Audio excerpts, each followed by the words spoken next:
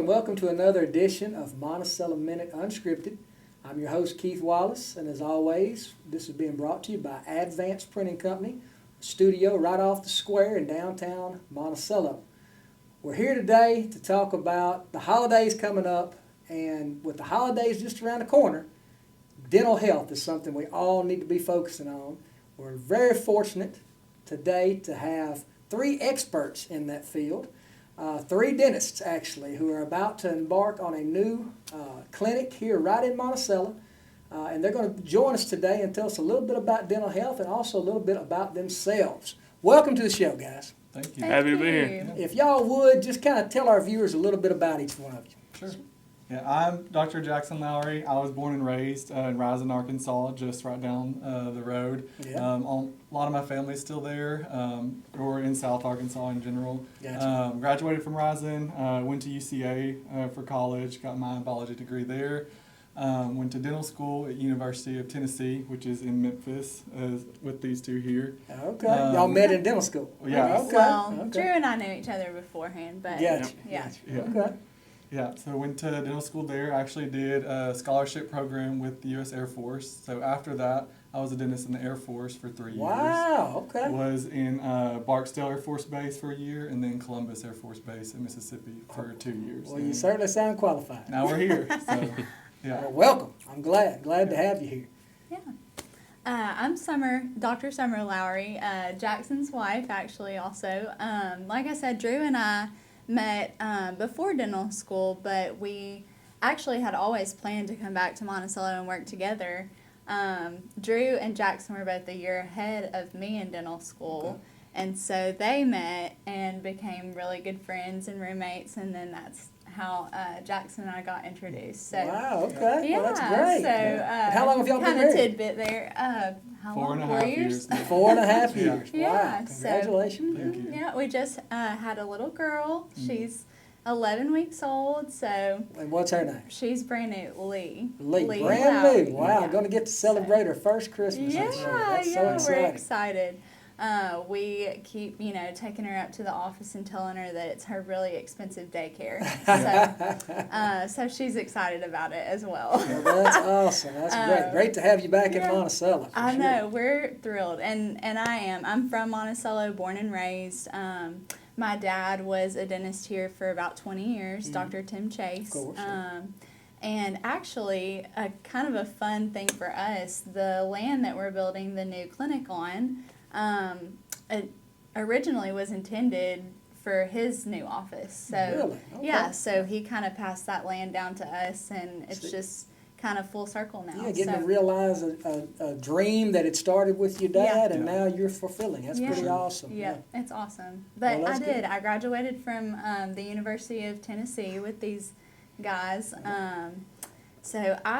While Jackson was working in the Air Force in Mississippi, I was running a private practice Oh, there. really? Okay. So I worked at a private clinic for 2 years there, ran the office, and it was a great experience. We loved it, but we're very happy to be home. Well, I know it's not uncommon for several dentists to operate out of the same office, but Yep. it does seem rather interesting that y'all knew each other and went to school together and Yeah. continued your friendships and was able to do this, bring this together Yeah. Yeah. together. I think that's pretty neat. So Yeah. tell us a little bit about yourself. You're the last one here. So my name is Drew Perry. I'm from Hamburg, Arkansas. My wife, Casey Jo Perry, is from Crossett, Arkansas. So truth be told, she gave me about a 30-minute radius of where I could live and work outside of Crossett, Arkansas. My uncle's a dentist in Monroe, Louisiana. But my wife and I came to school in University of Arkansas at Monticello. Nice. And we fell in love with Monticello for the 4 years that we've been here. But trying to decide where we wanted to live, this felt like home. We had a good church family here at Pauline. Had a lot of friends here that we had met along the way. And this just felt like home to us. We wanted to come back to the state of Arkansas and come back to Southeast Arkansas where we were born and raised. And really just do what we can in this community, that basically raised us. We hear that so much on this show about Monticello and how it feels like home, and people want to come back here, they want to stay here. And of course, I know you're not from very far away. Hamburg's just a little drive, but a lot of people come in, they go to University of Arkansas at Monticello, and they fall in love with the place. And we always love to hear those stories. And we like to hear people that talk about the strong church groups we have here. Pauline's one that's always talked about. And to have people come back and start their businesses here, it just means the world to me and our viewers, because we want Monticello to grow. We want to continue to offer more things, and having a new a dental office here in town with y'all at the helm, I think is going to be a great thing for the community for sure. Speaking of, I didn't mean to cut you off. Is there anything else you want to say about yourself? I've been working here in Monticello for since we graduated in 2022. Like they said, me and Jackson roomed together our first year of dental school.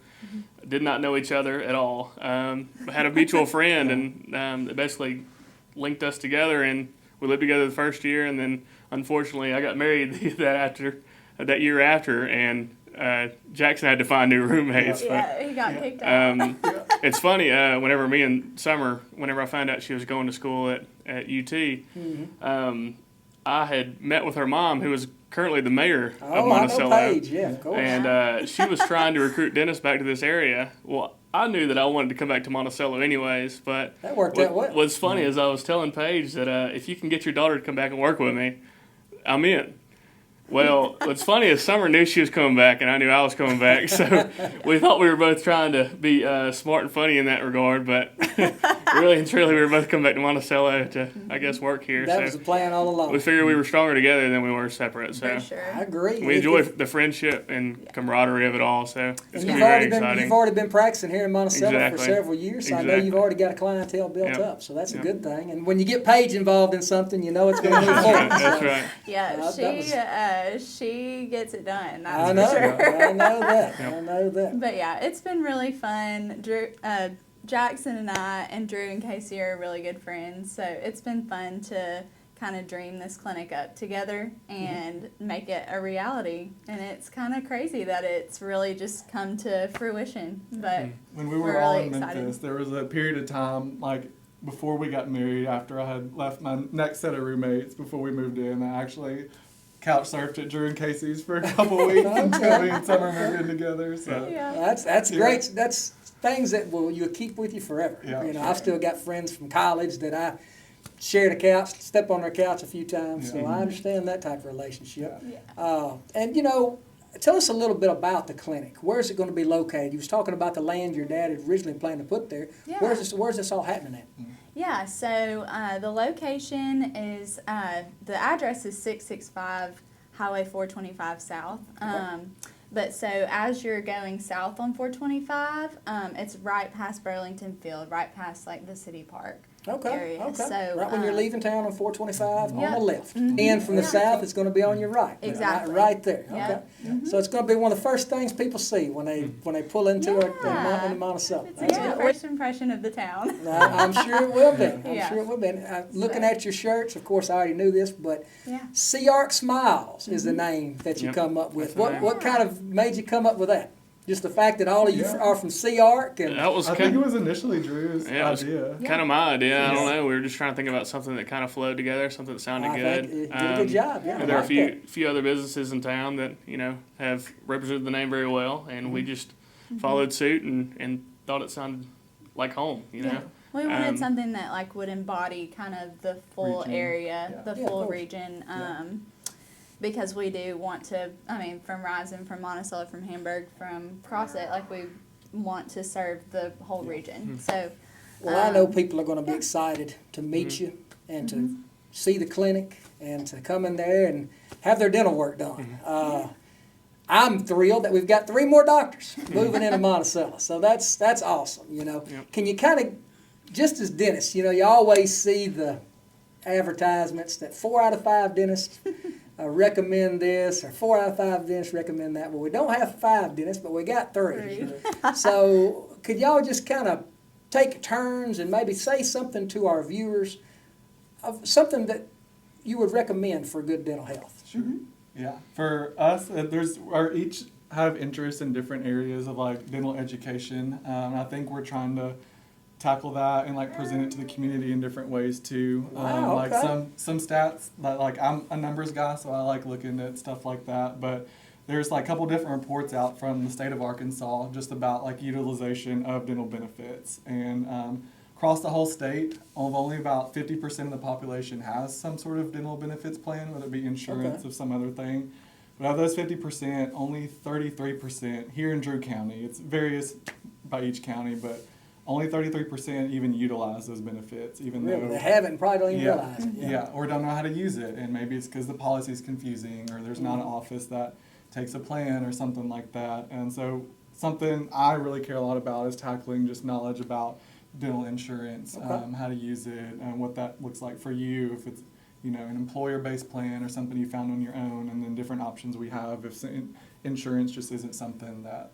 Yeah, interested I've in. always found that surprising that a lot of policies, if you're getting your own policy, it's not provided through work or whatever, that vision and dental's not included. Right. It's like your eyes and your teeth don't matter. I know. And your eyes and your teeth It's like are. that's not part of your whole body. I know. I mean, it's a very important part. Yeah, Yeah. you know. right. So that's a very interesting point. Now, your office, obviously, if somebody comes in, they need help with their benefits or whatever, y'all will help them with that. Sure. Are y'all going to offer any type of insurances or anything through your office? Sure. So our plan is, because like the dentist owned part of it can't call it insurance, we'll call it like a loyalty plan or like Okay. a benefits plan.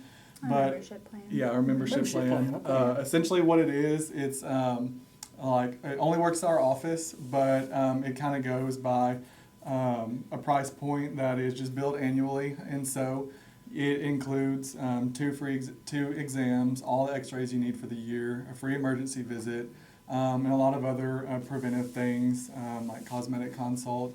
And then on top of that, you get 20% off any other treatment you need except for cosmetic services, which is 10% off. Well, that's pretty fascinating. Taking care of your teeth, Yes. doing the proper things each day that we all need to do, and most of us probably don't, Yes. is a key to keeping a pretty smile. Yeah, you know? you asked dental tip. I mean, I would say probably all of us, our number one dental tip, just brush twice a day, 2 minutes. There you go. And There you go. will save a big buck at our office. And you get up in the morning and you go to That's bed at right. night. That's That's simple. right. Yeah. That, and I like candy as much as the next person. Like, don't get me wrong. Like, give me some sugar, you know. But as long as you're not, we call it a sipper versus, what is it? A sipper and a snacker. Okay. If you're a sipper and a snacker, you're way more likely to contract those cavities and things like that. Whereas if you would just drink the Diet Coke all in one sitting instead of drink it throughout the whole day, Mm-hmm. then you're way more likely to That's a great prevent tip. that cavity. That's a great tip. Yeah. Yeah, it's all about the contact time. Yep. And give us some wisdom down there from the end. I'll keep it sweet and simple. I did not know till I was in dental school that whenever you brush your teeth in the morning and at night, whenever you get done brushing your teeth, just spit and don't rinse that toothpaste off your teeth. That toothpaste is actually supposed to sit there and actually do its job after you get done brushing. Wow. Now that's something I didn't know either. Leave it there, buddy. Leave the toothpaste on your teeth. Another thing is that the first dental exam for everybody should happen at about 1 year of age. Oh, wow. So, okay. Make Right sure when you you're, get them. Huh? yeah, exactly. Yeah. Make sure you're bringing those kiddos in soon, and at least having them with you at your dental cleaning instead of just waiting until they're about 5 or 6 for their first cleaning. Well, Yeah. Let them get used to us. Yeah. We don't want them scared when they come in. And this is family dentistry, so Yeah. we want to see I everybody. remember when I was a the kid, whole and family. I would go to the dentist. They had a little toy chest, and I was like, I think I'll be okay going to the dentist because I get a toy. So Yeah. Oh, yeah. there's little tricks and stuff you Yeah. kind of throw in there to For make kids sure. want to go to the dentist, Yes. and Yeah. it's important, Yes. Don't tell your kids that they're getting a shot. Oh no, yeah. Don't Yeah. let them know. Worst thing you could ever say. Exactly. Those are better. Those are better for surprise. For Yes. sure. Well, we've enjoyed having you on the show today, and I tell you, it's been very informative. Great to have y'all here, and I wish y'all all the best in the upcoming clinic. I know it's going to really add to our community and Seark Smiles. So we'll see you next time. I hope to have you on as a guest again. Thank you for coming in. Thank you. We appreciate We it. appreciate you having us. Thank y'all. We'll be right back.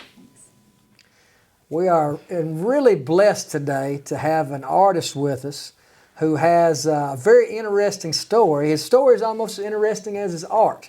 And we're happy to welcome to the studio Mauricio Carvalho.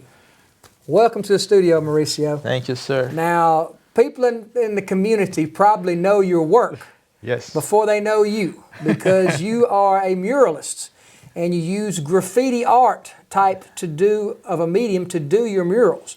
I've seen several around town that are very impressive. The Options Women's Center there, you did a wonderful mural for them. The Veterans of Foreign Wars, the VFW, another beautiful mural. You've done some murals in our parks. What I would like to do, though, is for you to start out by telling our viewers just a little bit about yourself. Oh, gotcha. How'd you come to Drew County? So, I'm a graffiti artist. I'm from South Brazil, the South. And I have an invitation to come to know your small town. So, a friend invited us and gave us the opportunity to share about graffiti art. So, graffiti art for me is more than painting walls. Some people don't understand what graffiti is, but that's the point I'm here, like to teaching, share, and explore more, like, because every moment we have the empty walls or blank walls, if you put some color there, transform, enrich the community.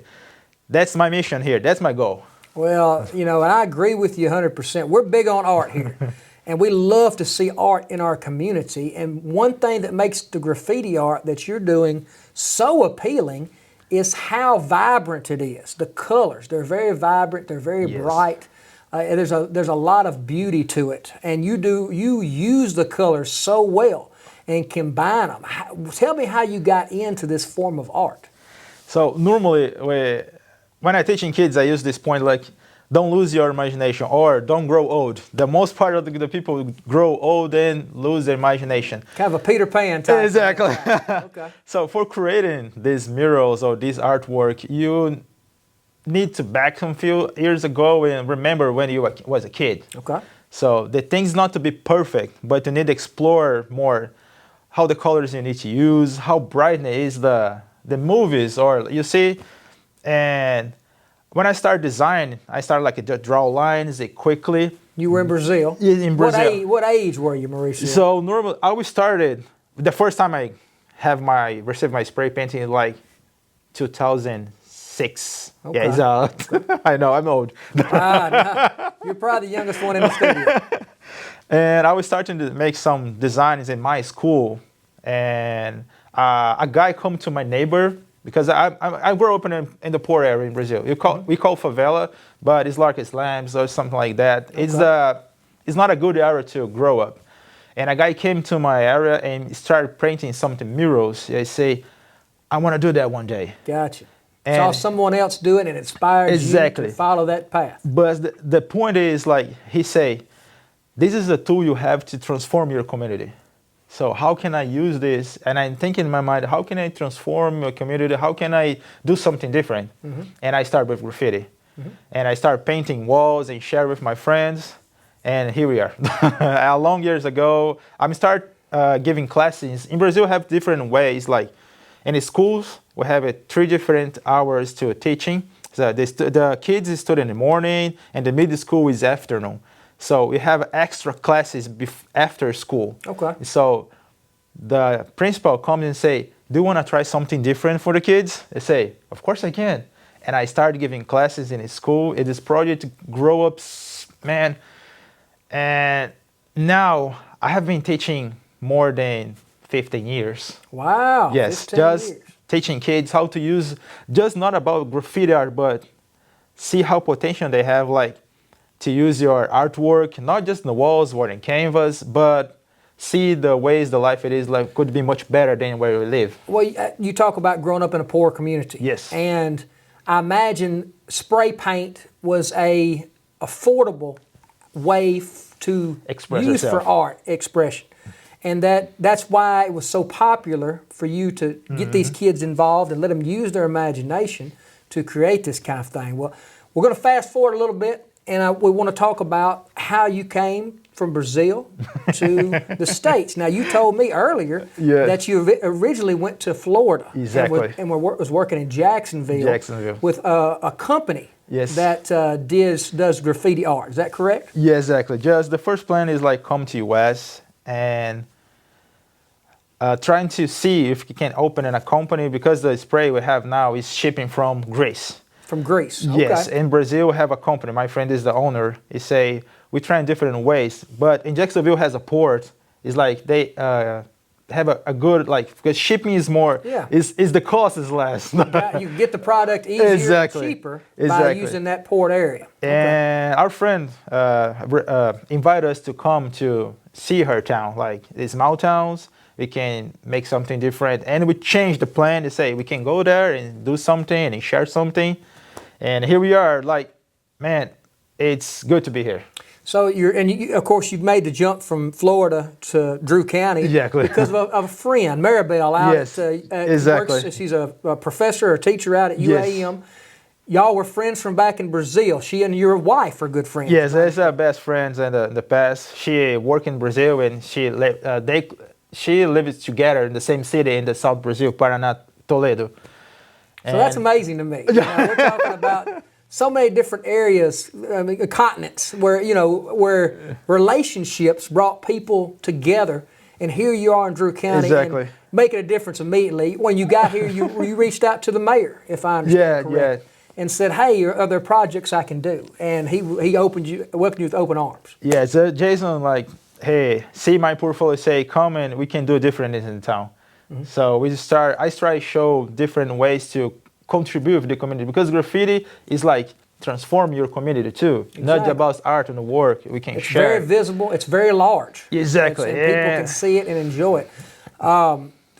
Quick question. I know you taught classes for 15 years in Brazil, but now you're more of working as an artist. You're not really teaching. You're doing artist as you're making art for a living, correct? Yeah, exactly. This is my work. Gotcha. Like I do it for my life. I change it. I work 10 years behind the desk. I say it's enough. Gotcha. I'm out.